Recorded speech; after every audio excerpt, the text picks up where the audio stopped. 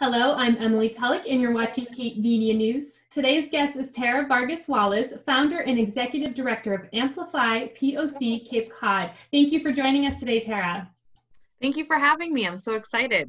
Can you tell us what Amplify POC Cape Cod is and what your vision is for this initiative? Amplify POC Cape Cod. First, I just need to explain the acronym. So POC stands for People of Color.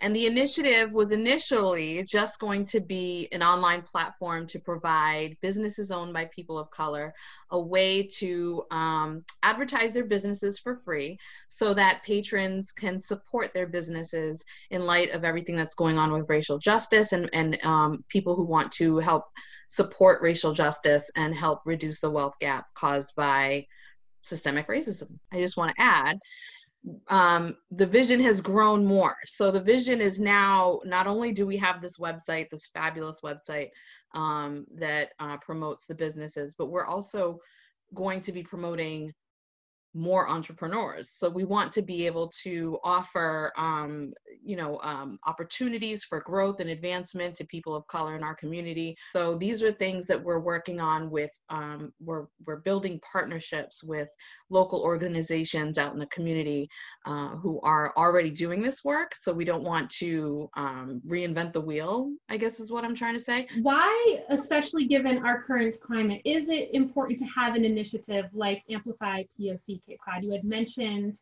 the wage gap and racial equity. So can you speak a little bit more about that? One of the things that I had found was, after the George Floyd murder, a lot of people had reached out to me and was wondering how they can support Black-owned businesses or how they can support people of color in general. And the biggest question was Black-owned businesses. And, I had done some research and was looking around to see if we had like one general area where there was some kind of a list for Black-owned businesses, and we didn't have one for Cape Cod. And so I had been in contact with John Reed, who's I'm on the board of the NAACP, and he's our leader and president. One of the things that he pointed out, which was very helpful to me in this whole initiative, was he said, because of the dynamics on the Cape, we can't really call it a Black-owned business list. There just aren't enough Black-owned businesses. He said it's important that we call it people of color, or POC. And so, because there's just more people of color on the Cape. And so for me, it was important that as long as that I was amplifying, all of the marginalized groups of people that needed amplification, it was important that I did that. So that was okay. So I switched it from Black-owned business to POC-owned businesses. So that's really important to just note. After compiling this list and getting all the information that I had gotten, I started to do a lot of research on the wealth gap. And what I learned was that white households are 10 times wealthier than Black households and 8 times wealthier than Latinx households.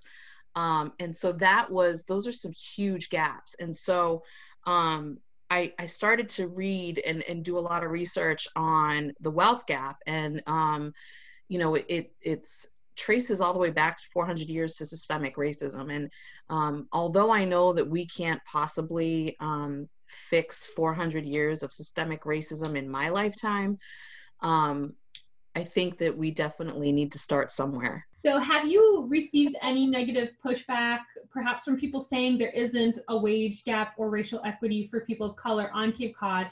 And if so, what do you say to these people? Well, actually, I have not received any negative pushback. It's been very positive from the community. But my response to that would be, do your research, because, this traces back 400 years, like I was talking about before. So this is a very real thing. If our viewers want to get involved, they want to support the initiative, how can they support this, and what opportunities are available, and what's the best way to contact you? We have a website, amplifypoccapecod.com. I just want to say the website is live, but we are still updating it. We're still adding logos. I want to make a huge note that Cape Cod Cooperative, or the Cooperative Bank of Cape Cod, my apology, they're our largest sponsors. So I just want to, you know, thank them for that. Thank you, thank you, thank you to all of our sponsors and donors. We couldn't have done this without you. So thank you, thank you, thank you. This was great. Thank you so much for having me, and I really appreciate it. Thank you so much for joining us. For Cape Media News, I'm Emily Tullock.